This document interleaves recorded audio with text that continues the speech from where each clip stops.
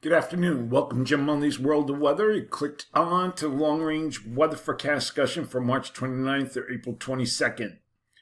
For April 29th or April 2nd, we have a progressive flow with several systems that will impact the pattern across the nation. So this is what we have here. We have a strong ridge near the Aleutians, trough here, with below normal heights across Canada, and also here off over the East Pacific into the west. And we have above normal heights nearly zonal flow here in the east.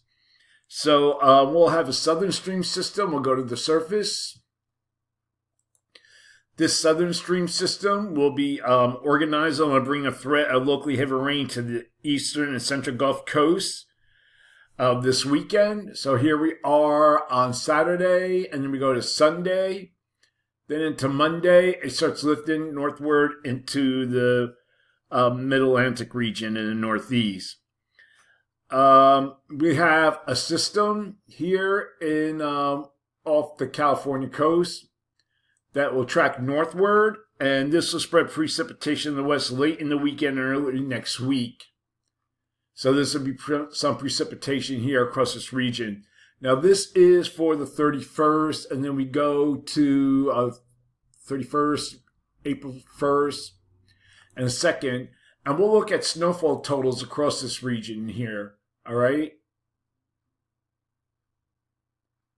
So we go to look at the snowfall totals, 6.2, 3.5, 10 inches here across parts of Montana. And then we go into April 1st, 5.7, 2.8, 3.4. So there'll be moderate snowfall across this region here. Heavy snow here across parts of the Sierras. All right. And then we have additional precipitation will reach parts of the West Coast in the midweek period. As we go, we'll go back to the surface. So the midweek period would be another precipitation moving in. You can see here along the coast. Okay, other thing we're going to look at here is severe weather threat. So we start here from the 29th. It's mostly offshore of the Gulf with that low. And then on Saturday over the weekend, it really spreads here across the southern plains. Then we go into Sunday. It starts to spread eastward into the lower middle Mississippi Valley. And then along the southeast coast. So that is for that period. Now we're going to look at the period for April 3rd to the 7th.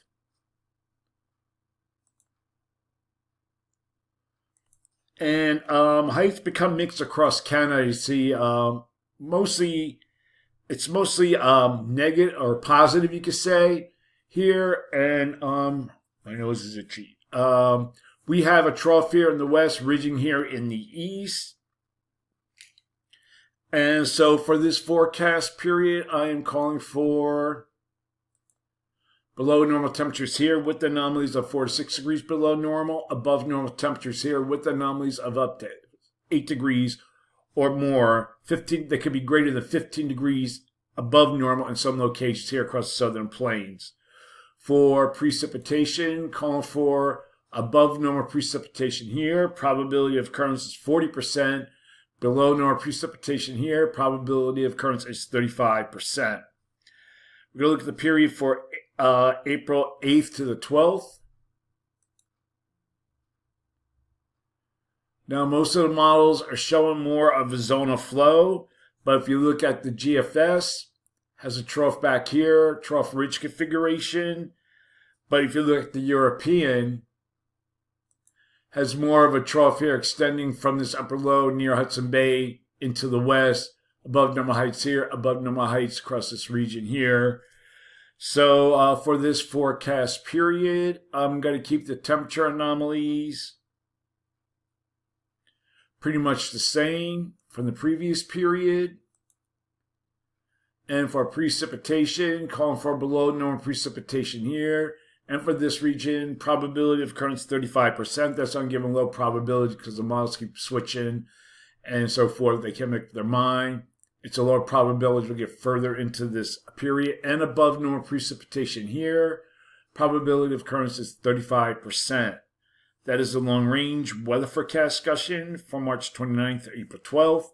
Thanks for coming to Jim Munley's World of Weather, and have a good day.